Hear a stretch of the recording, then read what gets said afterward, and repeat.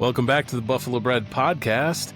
It is NFL Week 1. We are recording on Thursday, September 4th, which means there's actively a Philadelphia Eagles and Dallas Cowboys game going on at this minute. NFL football is back, folks. Dan, how are you feeling? I feel blessed to be alive at this moment in our sports timeline, where NFL football after 7 months is back on my television in a meaningful manner. And I am stoked for the farewell season for the Ralph, man. I cannot wait to see kind of what the season looks like generally, but regardless of where the season ends up, it's going to be an emotional one for the Bills, closing a big chapter in our fandom and hopefully opening a new one next season. But I mean, we have to start off the top with the most important topic. What did you think of the Crackle Ice uni combo that they're unveiling for that Patriots game? The rivals, so good. You love them. The cold front unis. Oh, I love them. Yeah. That all white look is so clean. The like textured, crystallized Bills logo on it. Honestly, it's perfect. I would say out of all those cold front rivalry uniform type deals, it's probably the best one. And I like that it's heads and tails above the Patriots blue storm uniform, which is god awful. It's just like a really drab mix. And I would agree that the Bills is the best of the AFC East. I don't think I like it more than some of those NFC West teams. They got the Rams is pretty sick. The Rams, the Seahawks, some of those are pretty solid. I like it. My initial reaction was it is boring. When I first saw a photo of it, I was like, that is so freaking boring. Oh my God. The detail was not perfectly apparent on first look, and I was like, that's super lame.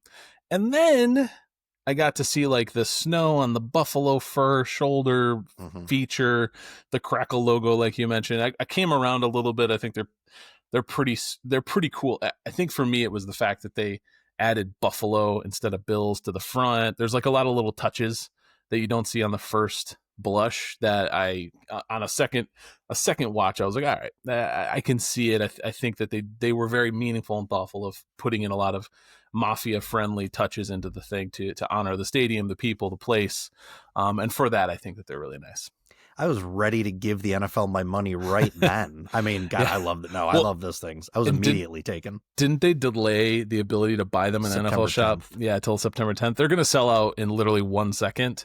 Yeah. And they are like $250 or something really like that. Yeah. September 10th is my daughter's birthday, so she is getting the present of a 2XL Josh Allen cold front juicer. Very good. Happy birthday, daughter. That's right. Yeah. Oh, I got the wrong size. It doesn't fit no you. returns. Oh, jeez. Yeah, this is custom too. It says Dan on the back. Yeah, that's so weird. God, I can't believe they got that wrong, but it's cool they knew who I was. Oh, right. All right, so we've moved on from number one topic into maybe the second most important thing, which is the Buffalo Bills are going to play football in a few days on Sunday evening against the Baltimore Ravens, who have claimed this is a revenge game. They've got revenge on the mind, according to Lamar Jackson. Sure.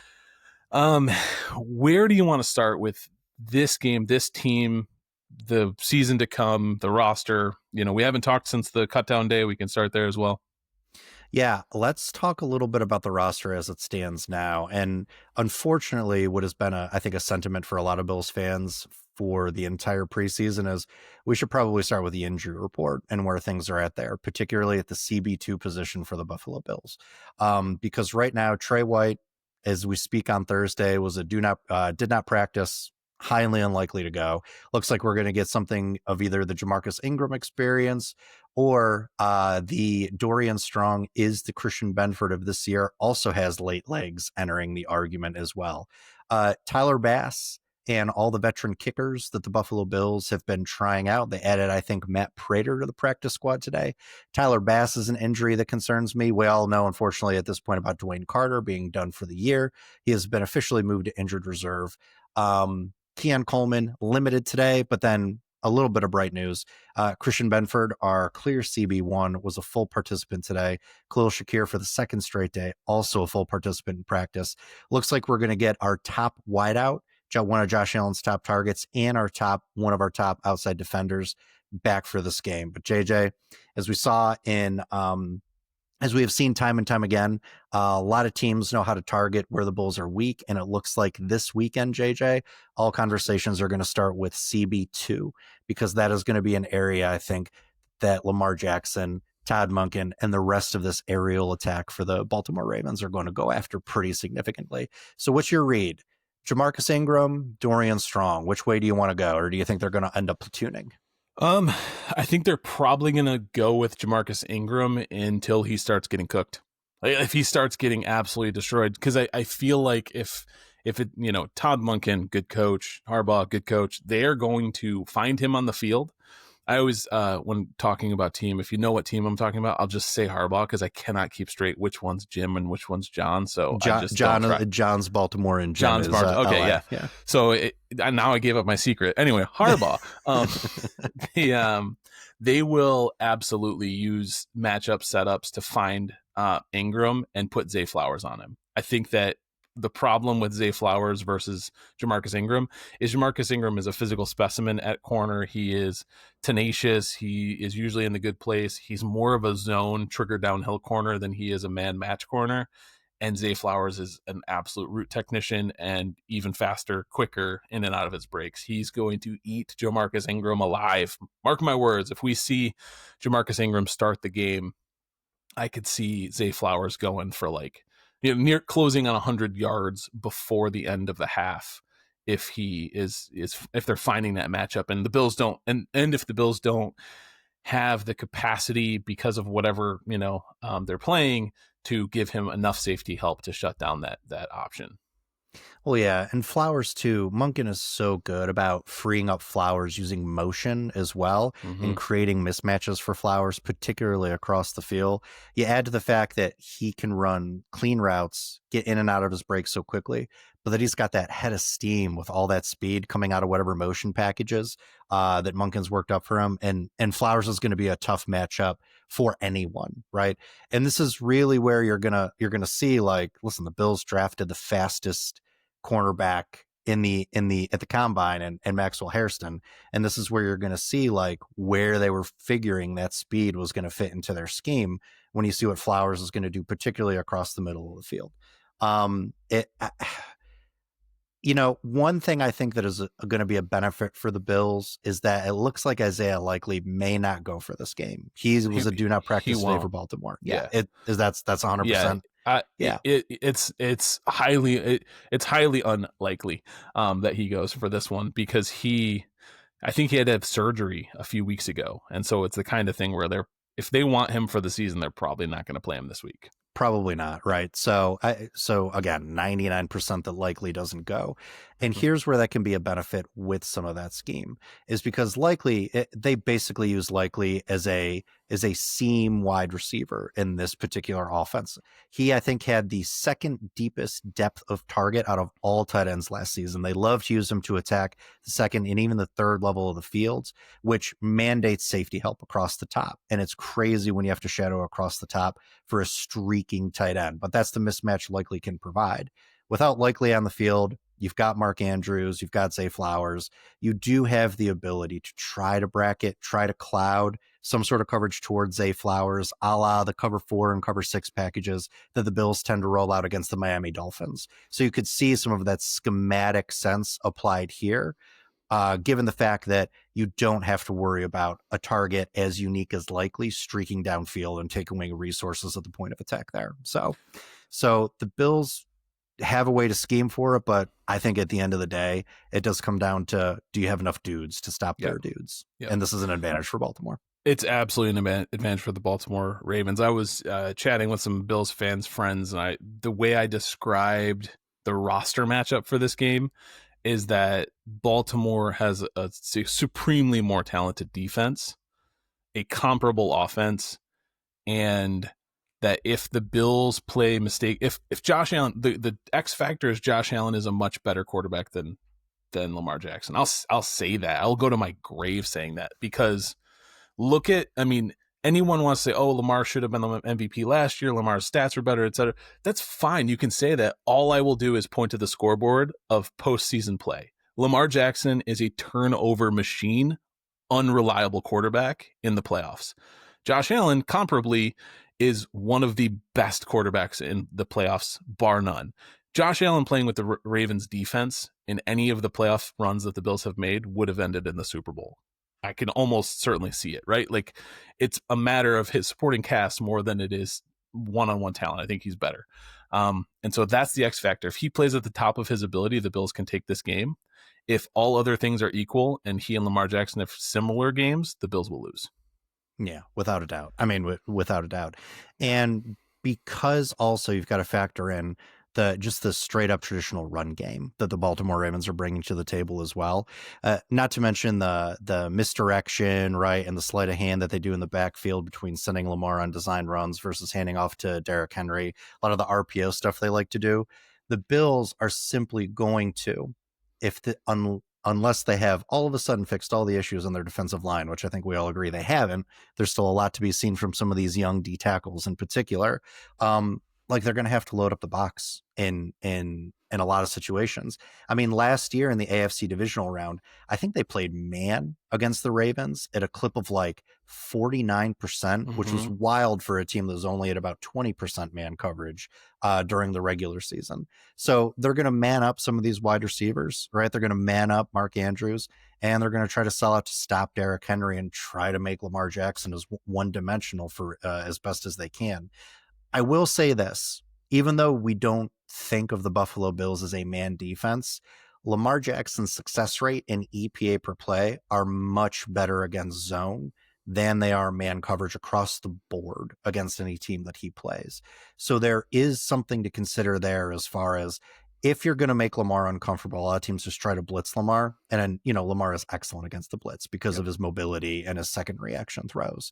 But if you're going to man up a lot of these guys, if you're going to jam them at the line of scrimmage, which is something I think the Bills should probably look to do so they're not getting outrun every single play, you can disrupt some of Lamar's timing in this passing offense. So I would expect that the Bills are going to roll out on a lot of man. And in the preseason, we saw them roll out blitz packages at about 35% clip, much higher again than last season. I think they're putting a premium on getting to the QB. And I think despite the fact that Lamar is so good at neutralizing blitzes, I think they're going to mix in a lot of man looks. And I think they're going to mix in some exotic blitzes against Lamar just to try to throw him off his game. Well, and I think that, I think that's absolutely true. And the problem of comparing last year's divisional playoff game to this year's opening game is that the Ravens came into that game with literally Rashad Bateman and some practice squad receivers. Mark Andrews, Rashad Bateman, practice squad receivers. Players who I don't even know, or I don't even think are on the roster presently for the wide for the receivers Ravens. That you were comfortable manning up, right? Yes. That is what I'm saying, is that the Buffalo Bills would never be considered a team in the NFL with exotic or elite level talent at CB other than Christian Benford. Christian Benford, no question, top 10 CB in the league, can lock up anybody. Trust that guy. But when you have three receivers, when the Ravens added down DeAndre Hopkins, they still have Mark Andrews, they have Zay Flowers and Rashad Bateman. Now Rashad Bateman is the fourth, best target in the game. Whereas when they played them in the division round, he was the number one target that Jackson had to work with. And so I'm very worried, and I'm worried that the Bills are going to come out trying to protect Jamarcus Ingram, who I mentioned before is a better zone corner, by playing some of their traditional zone looks. And that is exactly what Jackson wants as a passer to carve up, because he's excellent at finding the first and second windows, especially with players like Flowers, Hopkins running through those zones. Hopkins has also had a very good track record against the Bills when they play zone. He just finds the open spaces. He bodies people. I don't like a matchup where Taron Johnson is trying to defend DeAndre Hopkins in a crossing route. Like that, Taron Johnson's a dog, but he cannot out-body somebody 4 inches taller and about 50 pounds heavier. So Right. So I think we both agree mismatches all across the field. Before we switch to the offensive side of the ball for the Bills, what are you expecting to see from, these young kids are going to play, right? Yeah. Like Sanders is going to play, Walker is going to play. This is a hell of a first test for your first real pro action. What are you expecting to see from some of the young rookies on this defensive line against the Baltimore Ravens?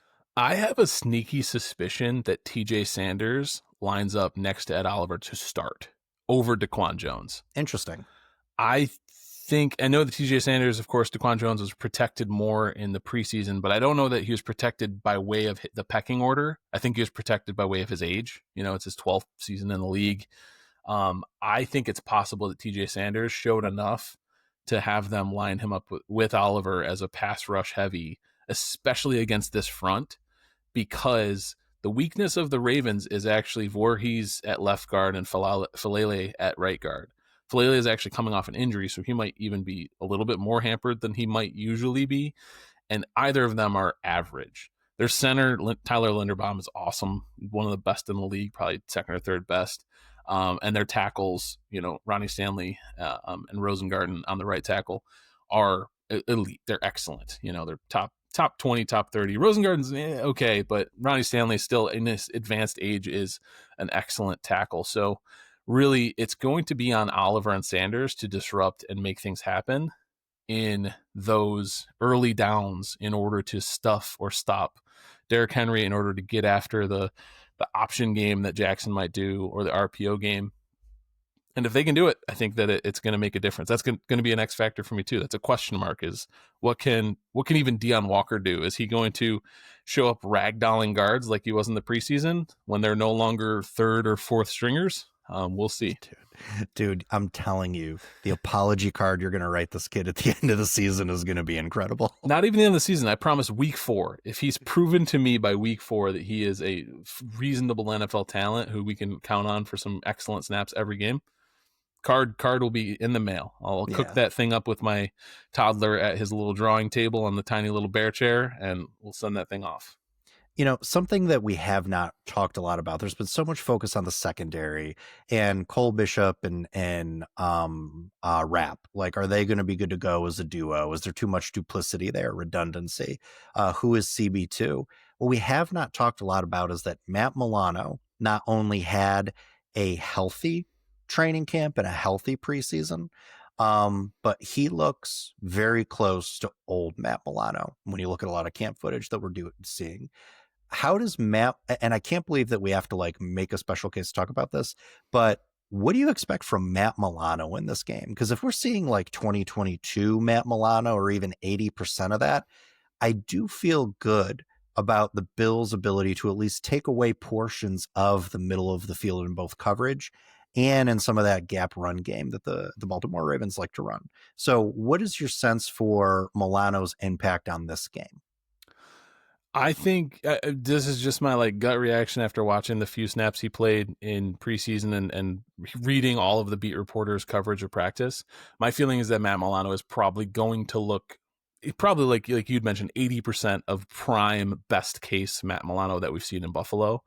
And that is a scary Matt Milano. When we've seen Matt Milano play at his best health and highest skill, and he's getting a little bit older. He started his career as a kind of an older rookie as well, and so he's getting a little bit later in his career, even with not as many years in the league. But I could see him making a difference for sure. I think that the thing that we were also excited about last year is a full season of Matt Milano and Terrell Bernard next to each other, and then all of a sudden he has the pectoral injury in training camp, doesn't come back till week 10, doesn't look like himself until the playoffs, and then just barely started looking like himself. So it seems as if he is more back than he's been in 3 seasons, and for that, I think that I'm really excited.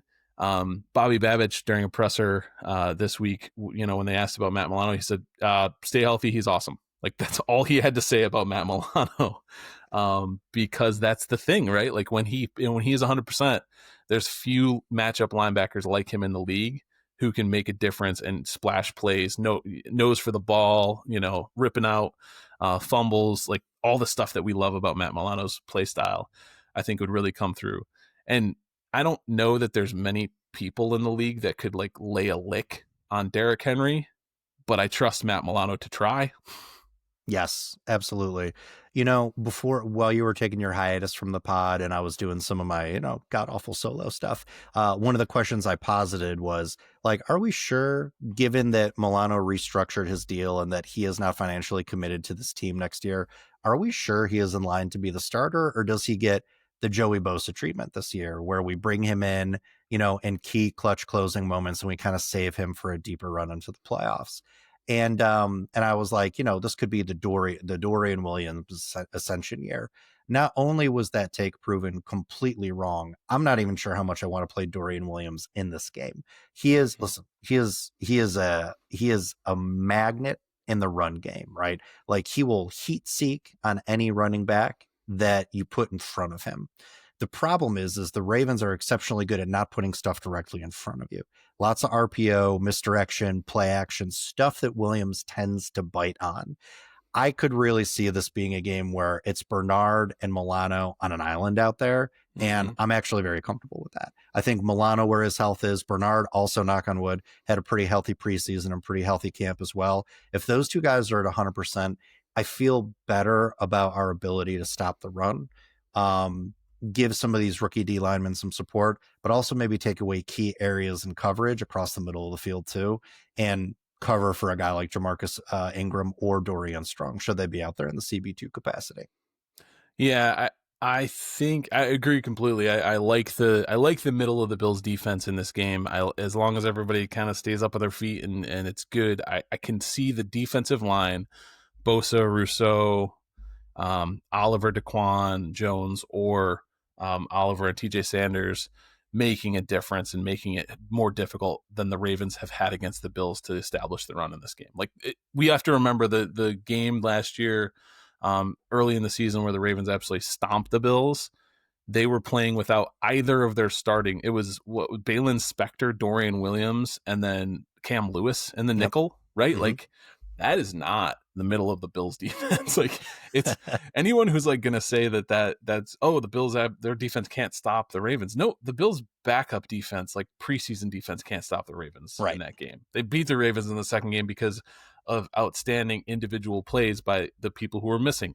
Taron Johnson, Terrell Bernard ripping out a fumble, like all that stuff matters. The thing I'm most worried about isn't even Jamarcus Ingram, because I think that Jamarcus Ingram can be helped. The thing I'm most worried about is freaking Cole Bishop and Taylor Rapp. Neither have been healthy for more than like 3 consecutive weeks, basically in the past year.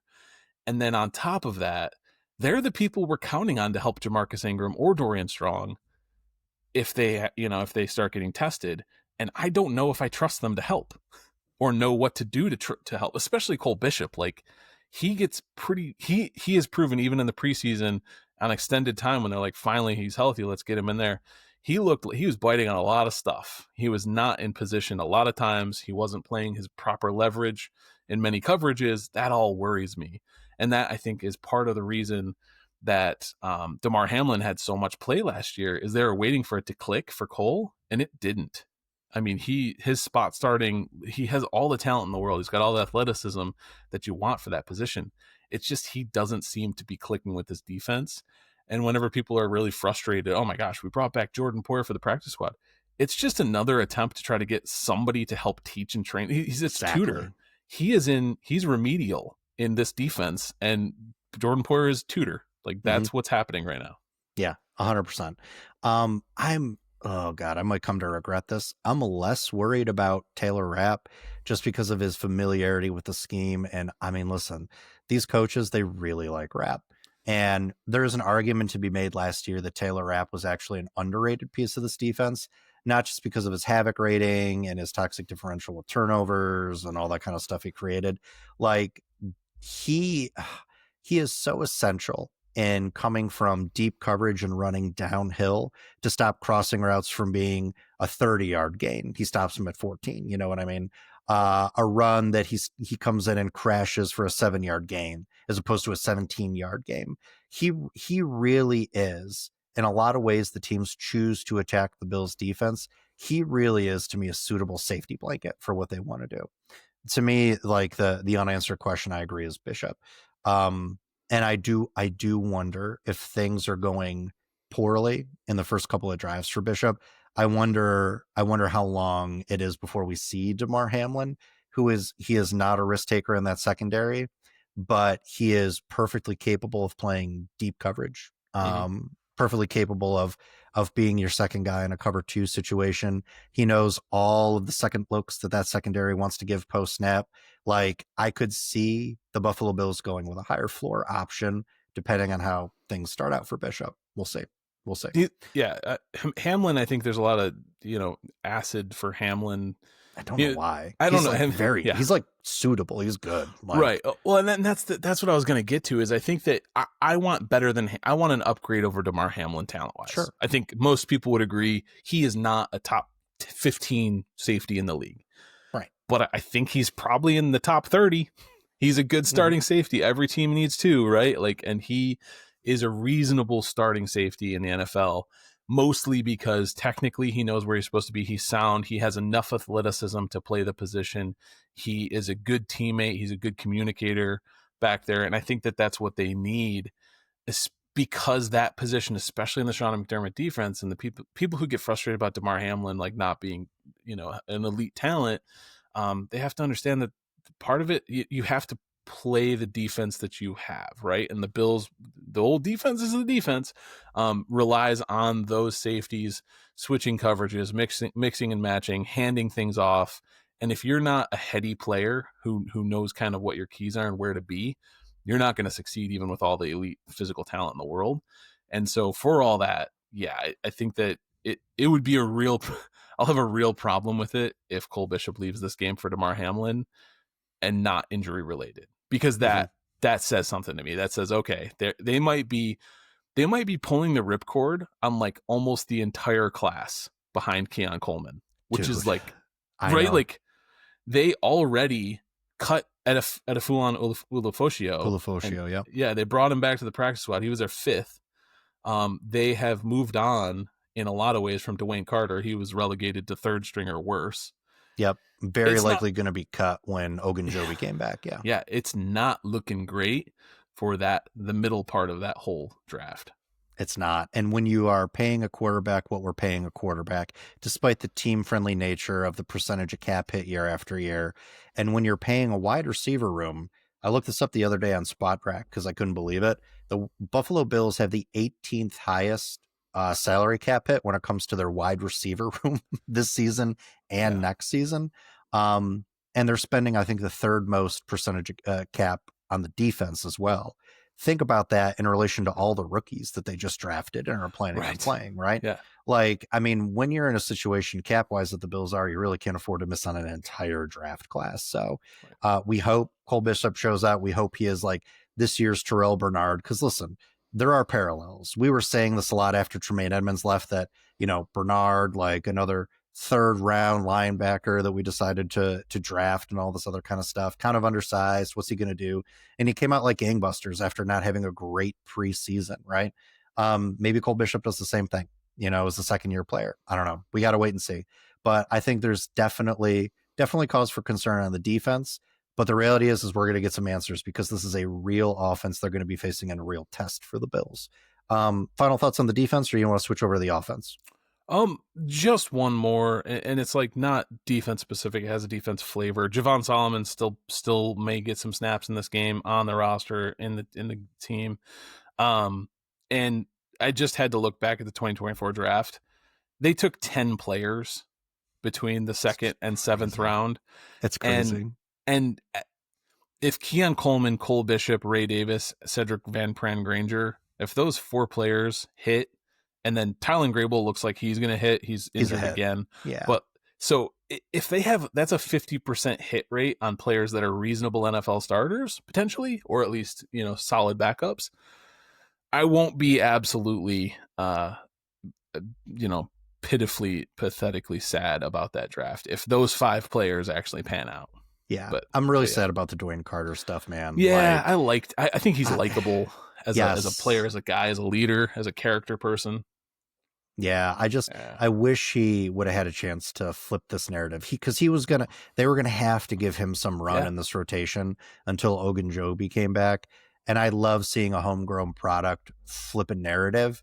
And I know he didn't have a great preseason, and the Bills were playing him for extended stretches against scrubs just for him to show them anything, right? And he didn't. So I know it wasn't looking good, but I was still rooting for his success. And this Achilles injury kind of sucks. So yeah, for sure. Yeah. Yeah. All right. Offensive side of the ball. Mm-hmm. So, a couple of things here, real quick. I want to tee up for you. I think the Ravens are going to play a lot of man against the Buffalo Bills. They're going to make Josh Palmer and Keon Coleman prove that they can beat their outside wide receivers. And I think until they do, we're going to see a lot of cover one, and we're going to see Marlon Humphrey, who was of the third highest havoc rating in the league last year, wreaking havoc in the box, jamming Dalton Kincaid coming across the middle, doing everything he can to stuff James Cook until either Keon Coleman or Josh Palmer can prove they can beat one of Wiggins or Alexander on the outside. If Alexander plays, which I'm not 100% convinced he is. He was a full practice participant today, but up until this point, he hasn't really practiced with the squad in like a month, right? Yep. So my take right here that I want you to weigh in on is this game is going to be one, yes, in the trenches, and the Bills are going to have some success running the ball more than likely. But to me, to unlock this offense against this potent Ravens defense, somebody's got to win on the outside. That's the key factor for me. Or Shakir has to win from the slot against the arguably best safety in the league, Kyle Hamilton. I mean, and here's the thing with that. And like, we all love Khalil Shakir, right? But his man success metrics, according to reception perception, way below what his zone beater metrics are, right? I mean, we love Shakir, and he's crafty, and he's like very sudden in his routes, but he's not a big time man beater. He's not a physical specimen, and he doesn't have the elite traits of somebody who can break away from man coverage speed wise. Yeah, right. So. And they'll put him in motion. Like Brady will do some creative stuff a la Zay Flowers to get him some free releases off the line. But by the same token, I mean, I think it was in the divisional game last year. I was looking through some of my stat packages, and I think he had 8 targets in man last year and only 1 reception versus zone where he was 7 for 8. I mean, listen, Khalil Shakir in man-to-man situations, I almost want to see some of those slot snaps go to Keon Coleman. You know, Khalil Shakir is not going to be a 60 or 70% snap guy anyway. I'd love to see something creative where Coleman gets into the slot. We do some things pre-snap to free up Coleman at the line, because he is also not great at beating press coverage off the line.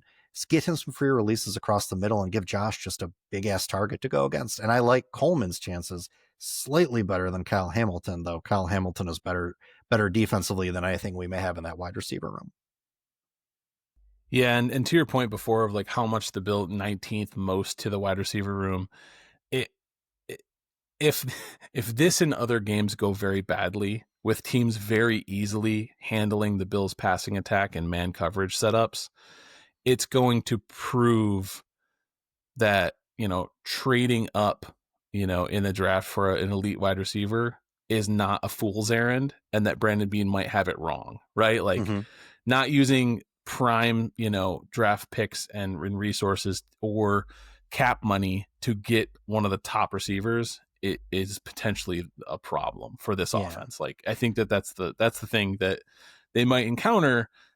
It's cute that they traded down a bunch and got some extra picks and, got Keon Coleman, but if he turns out to be a dud on the outside and unable to uncover against good coverage, that doesn't help in the playoffs, because it's a lot of good coverage. And I think that there was another Bills media outfit that covered the fact that the Bills have the most, they pay the most money to middle and bottom of the roster contracts, and they have the biggest gap between their best paid player and their worst paid player, which you expect to see a major gap between Josh Allen and literally anybody. And right? anybody. Yeah.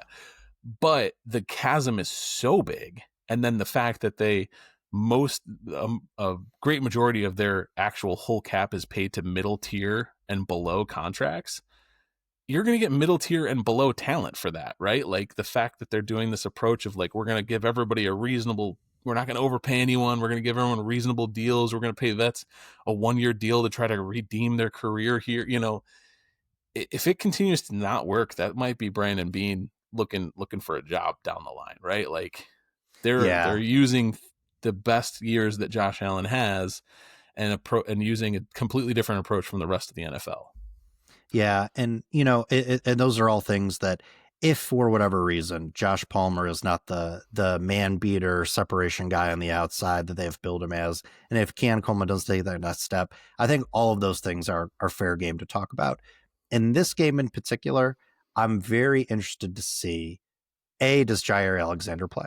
Because if Alexander doesn't play, I do think we could see some early reps from Josh Palmer where they do take advantage of some of his route running ability. I am not sold on him as the elite separation route running specialist that he is billed as, but I do know he's successful on some in breaking routes, right? And the Bills really could use that to open up the middle of the field against this Baltimore Ravens defense too, and take some pressure off the boundaries where they're gonna, put a couple of guys on an island against our wideouts and see if they can win. If Alexander does play, I'll be interested to see what that matchup looks like. If Alexander is following Palmer, or if he's solely on Coleman, or if the Ravens are like, our dudes are better than your dudes, it doesn't matter who we put on you. Line up right? wherever. Yeah, exactly. Right. Well, and I think that, just based on the way that they approach the divisional matchup and the way the talent stacks, I expect to see Jackson Hawes and Dalton Kincaid in 2 tight end sets here. Yeah. Attacking with James Cook, they have better tackles for the Bills. They have a reasonable center, and they have solid but not spectacular guards. I can see, even against that front, I mean, that front is stacked, right? Like Madubuike, Jones, Washington up in the middle with Kyle Van Noy and Odafe Owe on the outside, Jason Owe. And Mike Green, the Marshall kid they just drafted. Oh, right, yeah. They have a stacked physical unit in the middle of their defense and the defensive line, but they don't have. I mean, Roquan Smith is pretty awesome. They have such good talent. It's frustrating. But Malachi Starks as a rookie free safety, who I kind of wish that the Bills had drafted too. I know, like, it's just like Trenton Simpson's there. Like it's a tough time to run against them, but I could see the Bills trying it anyway, because they were more successful than almost any team last year in facing this Ravens defensive front and running on them. They ran 36 times with James Cook and others in the divisional game, and it worked for them to control the clock and try to keep the offense off the field for the Ravens. The Baltimore Ravens last season, 2024, were the number 1 team in the league in overall defensive rushing efficiency. So it was a tough team for any squad to run on. And I mean, not only have they returned a lot of guys from last year, but they've bolstered it with some really savvy draft picks too. This is going to be one of those few matchups, I think, where in the rush game, the Bills might be at a disadvantage offensively, and they're going to have to. Again, to me, it all goes to that wideout room. They're going to need somebody on the outside to step up. They need to lighten the box. Kyle Hamilton and Malachi Starks playing up close to the line.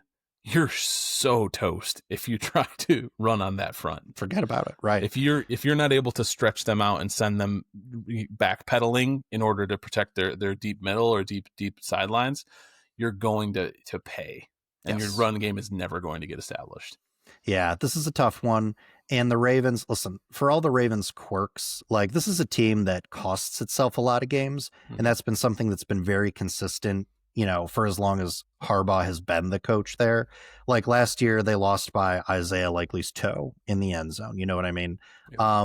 In the AFC divisional round, turnovers that, yes, you can give credit to the Bills for generating, but also like Lamar Jackson letting himself get helicoptered and then losing the ball. The ball on the ground, yeah. You know what I mean? Like, this is a team that has a lot of talent, but also lost to the Raiders in week 2 last year. Like, they are a team that has some really frustrating kind of brain fart moments, particularly early on in the season. And you got to hope, and it's like, I know hope is not a strategy, but it does make you wonder if some of those habits are not a bug, but kind of a feature of how this team plays. Because the Buffalo Bills are the complete opposite of that. They have become a very disciplined outfit, particularly when they play at home. And like all games, if this game is close and it comes down to a game of inches, I really like the Bills in a close game more than I like the Ravens in a close game, because the Bills have shown they've got the chops and they know how to win those games.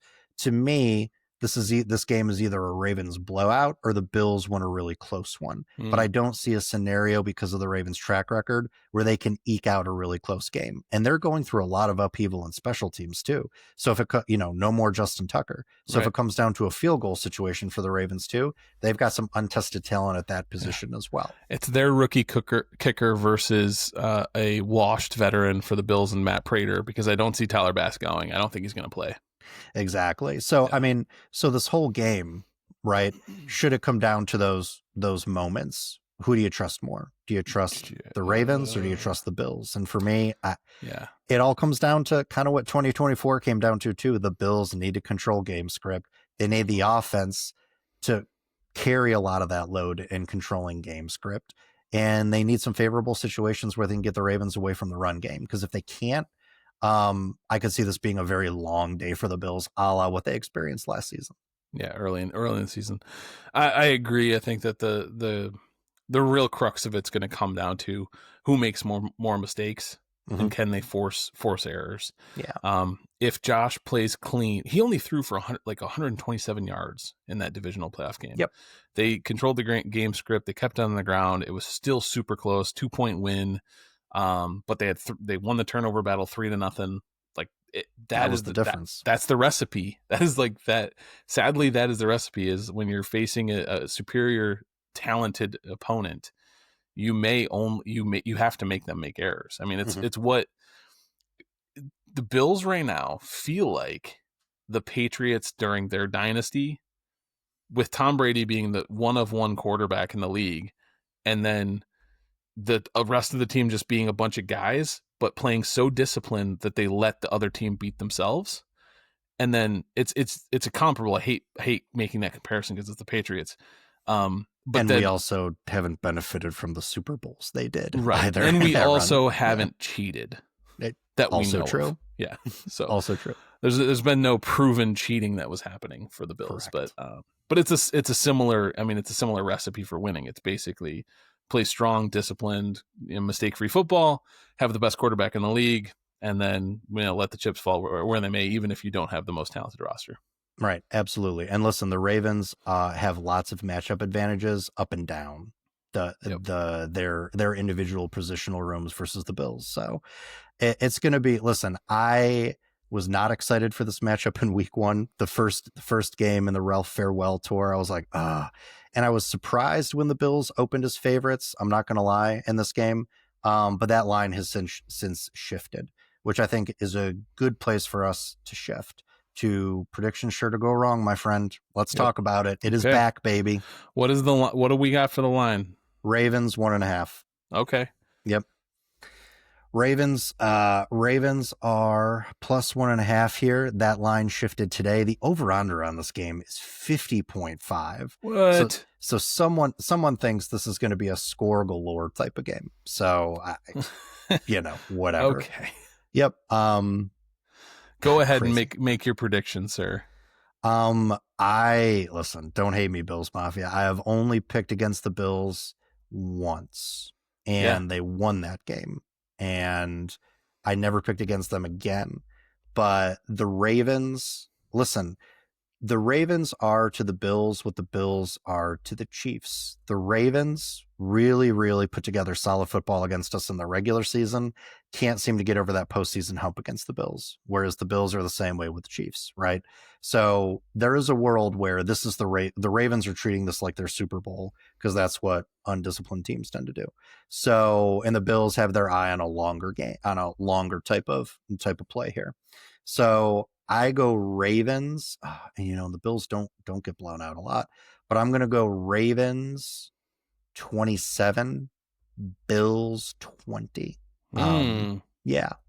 And I hate doing it. I hate saying it, but I think the Ravens not just cover their spread, but they win by a clear touchdown and an extra point. I will take the under, particularly because the weather is looking cold in Buffalo that night, and we all know that plays a massive role in how offensive play in that environment. But I think the farewell tour for the Ralph here gets off to a bumpy start, though I think much more positive as the season goes on. Okay. Well, Bills Mafia, I'm not going to abandon you like Dan. That's terrible. You've picked against the Bills way more than I have. I know I have. I know I have. But not this time, because I've got that spirit of spirit of hope and positivity that surrounds us all preseason, even though most of our secondary is injured and not playing well together. So And Bill, we don't know if we have any answers at wide receiver. Yeah. We don't know if anybody in the wide receiver room is capable of catching a pass over a good coverage person, and then also, we don't know how we're going to run against this front. So with that said, I can see the Bills winning 24-20 over the Ravens. I'm also taking the under. I don't think this is going to be a shootout type game. And my 24-20 is built on the foundation of the Bills forcing the Ravens into mistakes and playing a very, very clean game. And I think that, yes, the Ravens, like you said, are kind of treating this like their Super Bowl. They're playing with all this emotion. I think emotion can be a double-edged sword in a game like this. And if the Bills come in with that kind of cold operator mentality and play their version of football, they can come out, they can force some errors, they can protect themselves from making errors of their own. Because I think that the Bills haven't been squawking in the media, but I think they're also taking this very seriously because they know from so many seasons past that giving up this game or giving up a game to the Chiefs in the regular season, giving up a game to the Bengals in the regular season, that's how you lose the number one seed. Mm-hmm. And their goal is the number one seed, home field through the playoffs. Let's send the Ralph, into demolition with a winning postseason. And so I know that they're locked in. I'm trusting them to be locked in. I'm a little bit worried that this is the first preseason that Josh Allen hasn't played a single snap of live game, action. But we'll see how he does with that. I mean, he is the MVP, right? Mm-hmm. Absolutely. Absolutely. All right. So normally at this point, JJ, we would do prop bets for the game. Yep. But because, to your point, we haven't really had a chance to connect and talk about the Bills' overview of the season, I want to take this opportunity to do some predictions. I want to do a record prediction for the Bills. And then I want to do a where we see the season ending for the Bills. All right. So let's start with record prediction. 17-game season. Where do you see the Bills landing record-wise this year? I'm thinking they go 13-4. All right. Who are the 4 losses out of curiosity?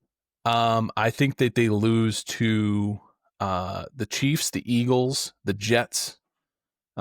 The Jets in the last game of the season. It stinks to lose the last home game in the Ralph or Highmark Stadium, but I think that if they're going by my prediction 13-4, they're gonna probably not. They're gonna rest all their starters, Yeah. And so because there are more important things at that point in time.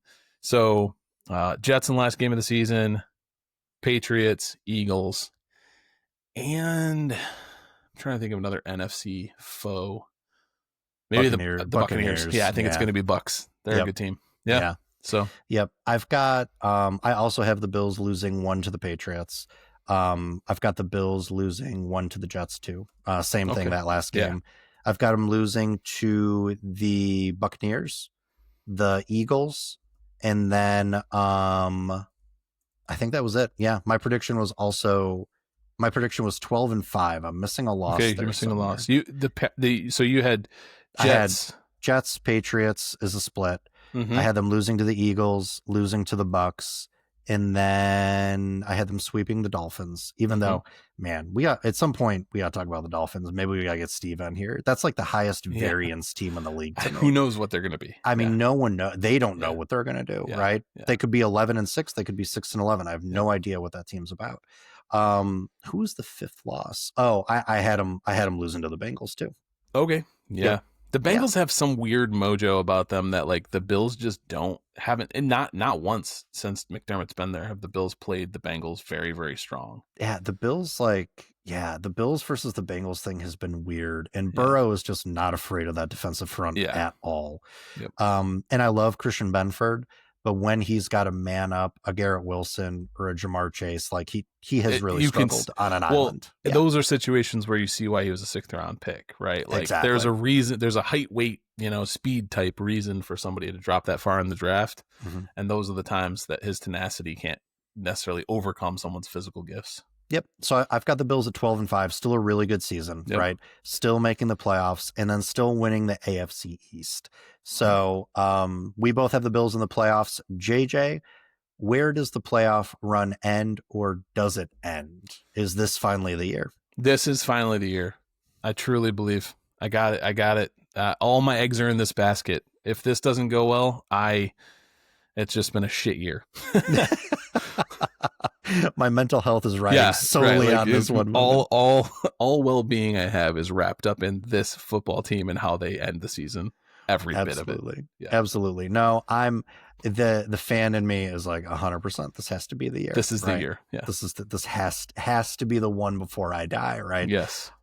Because if it's not, there's a lot of uncomfortable questions the Bills have to ask themselves at the end of this year. So, especially if it ends to the Chiefs again, who, for whatever reason, people are sleeping on the Chiefs, and I think the Chiefs are going to be a good team. But we'll see.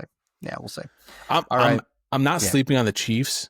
I am bullish on the AFC West bringing more thunder to that division than they have in the past 4 or 5 years. I'm really trusting the Broncos to do some business. You're trusting Bo Yes, I'm trusting the Broncos to get some stuff done. I'm trusting Justin Herbert to finally like slay that dragon a little bit. And even if they split with those teams, each of those teams, and then have a couple losses here or there, I think that the Bills can overcome that. The Raiders are going to be feisty. That offense with Chip Kelly, Geno Smith, and Genty, the running back, that's going to be interesting. Well, don't they also have Brock Bowers, who's a fledgling star. Yeah. Yes, absolutely. I think, and Chip Kelly learned a lot from his first stint as a play caller in the NFL. He's just doing some funky stuff at Ohio State last year, so I think that could be interesting. I don't know, man. We do have to do like a quick NFL roundup at some point when we get a chance. I don't know that I don't know. I don't know anything about football, but yet I do this. But like Bo Nix was good against bad teams and bad against good teams. And I don't know if that's oversimplistic, but he's a second-year QB, and I don't know what they're going to do to make him good against good teams. And the Broncos are playing a tougher schedule this year. So, and for me, it's not even about Bo Nix causing the problems. It's that the Broncos defense added some pretty good pieces, and they were one of the best defenses in the league. And that can be enough. If you have a game managing quarterback and your defense is ferocious, look at the Minnesota Vikings going like 12-5 last year. That was purely built on an okay quarterback and offense. Brian Flores. Plus a sick defense, and they have Justin Jefferson. It's just a defensive coordinator who knows exactly how to cover up the weaknesses on his defense by creating chaos. Like Brian Flores is that dude. Bills could use a little of that this year. Just create a lot of chaos and cover up your CB2 situation. Well, and I mean, that is a question too, is like, that's a big question mark for this season. This is the second full year of the Bills offensive coordinator and defensive coordinator, and Joe Brady and Bobby Babich. Can they get it done? Right? Like, are they at the end of the season, when this all wraps up, especially if they have a Super Bowl victory, I think both probably are gone. But I think Brady is gone unless the Bills have this massive offensive regression. I think Brady is probably gone no matter what. No matter what. Yeah. I think Babich was a hot DC coordinator when the Bills decided to elevate him a couple of years ago. I think if the Bills defense improves and the Bills take home the Lombardi, I don't know that Babich is gone necessarily, but I definitely think Brady is probably gone. No, again, no matter what. Yeah, it's always tough for a DC who has a head coach who's a former DC to get a head coaching position, because the question always is, was it you or was it your head coach? Was it your boss? Exactly. Yeah. So we'll see. I mean, lots of juicy stuff to talk about, man. I've got a really important Bills full season outlook question for you. Okay. The season ends. Who on the Buffalo Bills has the most sacks, and how many is it? Greg Rousseau, 9. Okay. Like I don't know what we're getting out of Sanders or Walker. I don't think we're getting another 10 sack season out of Ed Oliver. DaQuan Jones ain't that dude anymore. And Joey Bosa, I could see having a really solid season, but they're saving him for something bigger, right? So I could see the pass rush being improved from a pressure perspective this year. But as far as like getting home and massive sack totals, I think Greg Rousseau probably leads it with 9. Bosa trailing with like 8.5. Okay. My guess for this is TJ Sanders with 11. Dude, TJ Sanders on the interior is a Getting rookie with double 11. digits. Yeah. Dude, that's defensive Defensive rookie of the year type I got a stuff. lot of hope for him. Well, he just looked Clearly. special. He Yes, looked he looks very special. special. In Yeah. in the preseason, and we might have mentioned this on a previous pod. In the preseason, they were literally putting him out there for like a series. Mm-hmm. He was wrecking it, and then they were just pulling him off the field. So like that, I think they got a guy here. No, I think we both agree they got a guy. Yeah. I don't know if they got an 11 sack guy, but damn, I love your optimism, dude. We will mark that down. We'll mark that down. I'm writing it in the prediction sure to go wrong. Good. Got a awesome. You need to. New pod liner, new awesome. show liner. Yeah. All right. Here's one for you, and we'll close on this one. Do the Bills have 1,000-yard pass catcher? I say pass catcher to include the tight ends. Yes. And that person is Khalil Shakir for me. Yeah, all right. Because I think it's volume based. I think I think his average is like 11 yards per reception, but he has so many targets, right? Yeah. Like, yep. I think, oh God, I want to say yes, but they've got this everybody eats mentality. They've added Josh Palmer to the mix. I mean, I think their top targeted wideout last year wasn't it Matt Collins? Yeah. Right? No, he was the top touchdown getter. I think Shakir got the most targets though. Shakir got the most targets, but Hollins led in snap share last year. That's what I'm thinking of. Yep. I don't know, man. They do weird things with this wide receiver room as far as the groupings they run out there. We haven't even talked about Curtis Samuel or Elijah Moore either, or Tyrell Shavers, right? I know, seriously. Yeah. But I would love to see like a jumbo wideout unit where you've got Palmer, Coleman in the slot, and you've got Shavers in the X, right? And just make some hay with that. I don't think the Bills get a 1,000-yard wide receiver because they've proven that they can be an absolute wagon on offense without one. But I'll be interested to see, like, again, do they have a X receiver? Do they have an outside guy that can step up? I don't care who it is. They can step up this year and pull some of these defenses out of man coverage against the Bills, right? I mean, that brings me to one final question. Does Dalton Kincaid prove his draft pedigree in this season? I think so. Like, I think a lot of people, he had such lofty expectations heading into year 2. Diggs is gone. And I think we forget that before he got hurt, he was getting number 1 wide receiver coverage looks early on in the season. Yep. Like, he was getting bracket coverage. He was getting double teamed. Like, he was getting jammed at the line of scrimmage. Like, people are taking advantage of the fact that he's a undersized tight end, right? But he was absolutely getting number 1 target type of coverage. And then he got hurt, right? And he didn't fully recover from that. And then he ended the season on like a tragic note with that drop pass in the AFC Championship game. And I think the combination of teams overemphasizing him early on to lock him out of the game plan and the lack of expectations management for him really left a lot of people sour on him. I think he's a good player. I like his athletic profile, and I absolutely think he's got the chops to be tight end 1 this year. What does tight end 1 look like on this team? I would take a 750-yard, 6 or 7 touchdown season out of the kid, right? And I would say that's good for me. Okay. Yeah. I don't think it happens. And that's not just being pessimistic. I'm just like, I don't understand what about the Josh Allen, Dalton Kincaid chemistry is so broken, or was last year, other than we know he was dinged up. We know he was playing on probably 2 bad wheels. That can change your timing. That can make a huge impact. I'm hoping timing that was so off with them. And I'm hoping that was just it, right? Like, but if he has no reported injuries or reason for whatever it is, and they still look like Josh can't throw him a catchable ball, at that point, I'm like, what is the problem here? Like, why can it not work? Because you can see it. You can see as a pass catcher how talented he is. You can see as a route runner how talented he is. If he can't connect with his quarterback, then I don't know where we go from there. So I'm very hopeful, but it seemed weird last year that even when he was healthy, they didn't seem to connect very often. Yeah. I mean, we'll see. I think I'm higher on him having a bounce back year than you are. And I think a lot of Bills fans have kind of written him off. But damn, man, that dude had a really good preseason. Like, the blocking still is not all the way there, but listen, that's not what we're paying the man to do, Yeah. right? Go catch a couple of seam balls. That's why right? we drafted what was his name? Jackson Hayes. Hawes. Jackson Hawes, who is going to be targeted 4 times, but is going to play 700 snaps blocking as the Alec Anderson extra offensive lineman who could possibly get one, like look out red zone. Thick 6, baby. We deserve it this year.